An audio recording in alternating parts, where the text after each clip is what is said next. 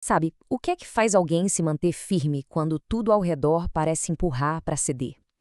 Nessa nossa análise, a gente vai mergulhar fundo na anatomia da integridade.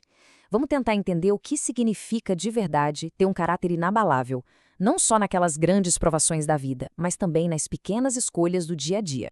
Olha só que interessante esse provérbio antigo. Ele já prepara o terreno para nossa conversa. Ele sugere que o verdadeiro teste de caráter, muitas vezes, não é uma crise gigante daquelas de cinema. Não. Às vezes é um pequeno acordo, uma coisinha do cotidiano. Aquela pequena concessão que parece tão inofensiva, sabe? Mas que aos poucos vai corroendo a base de tudo. Bom, para começar, vamos dar uma olhada numa história onde os riscos eram bem maiores do que um simples pedaço de pão. Foi um verdadeiro teste de fidelidade, sob uma pressão extrema. Vamos conhecer a história de Daniel. Ele era um oficial tão competente, mas tão confiável na corte do rei Dario, que acabou despertando um ciúme perigosíssimo nos seus colegas de trabalho. E aqui a coisa fica muito interessante.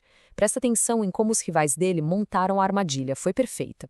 Eles não atacaram a competência do Daniel, porque não tinham como. Então eles miraram na convicção dele, usando o ego do rei e a própria lei do lugar para criar um beco sem saída. É uma tática de usar o sistema contra alguém que, se a gente parar para pensar, se repete até hoje, né? E o que acontece? Cria-se um conflito direto. De um lado, uma lei externa, temporária, do outro, uma convicção interna de uma vida inteira. Era a pressão do momento contra um princípio de vida. E o Daniel? Ele não mudou 1 milímetro da sua rotina. A consequência, claro, foi inevitável. Daniel foi jogado na cova dos leões. Só que o resultado foi extraordinário. A fidelidade dele foi honrada de uma forma milagrosa, o que provou que a sua convicção era muito mais forte que todo o poder daquele império. Então fica a pergunta, né? De onde vem uma força, uma convicção desse tamanho? O que leva uma pessoa a encarar uma consequência tão terrível sem nem piscar? Vamos em frente para ver como isso se constrói. Para entender as atitudes do Daniel, a gente precisa olhar para dentro dele, para o seu mundo interior. E existe uma mentalidade que é descrita de forma muito poderosa na poesia do Salmo 119. Esse verso aqui, ele é a chave de tudo. A convicção do Daniel não era só uma força de vontade, tipo eu sou forte e aguento. Não, era uma clareza que vinha de um princípio que guiava a vida dele. É como ter um mapa e uma lanterna num caminho totalmente escuro. Isso não elimina os perigos, mas ilumina exatamente onde pisar no próximo passo. E o que a gente percebe aqui é que, tanto para o salmista quanto para figuras como Daniel, esses princípios não eram um conjunto de regras chatas e restritivas. Muito pelo contrário, era dali, daquela raiz que brotava a vida, a alegria e a força para eles continuarem firmes, de pé.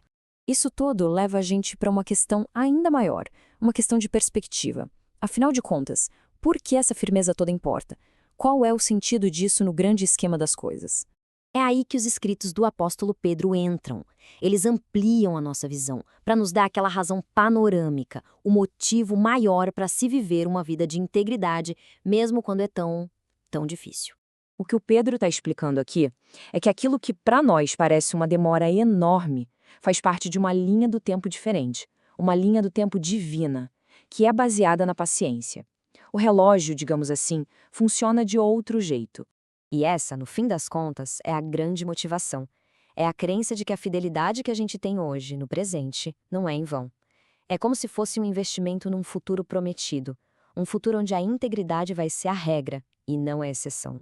Então, vamos juntar todas essas peças agora, todas essas fontes diferentes, para ver o princípio poderoso que elas revelam quando estão juntas. Olha só que interessante como tudo se encaixa.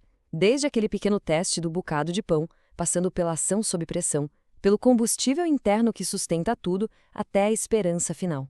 Cada um desses textos nos dá uma peça crucial para entender o que é viver uma vida inabalável.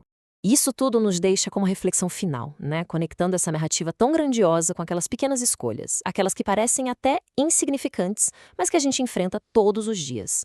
Fica a pergunta no ar.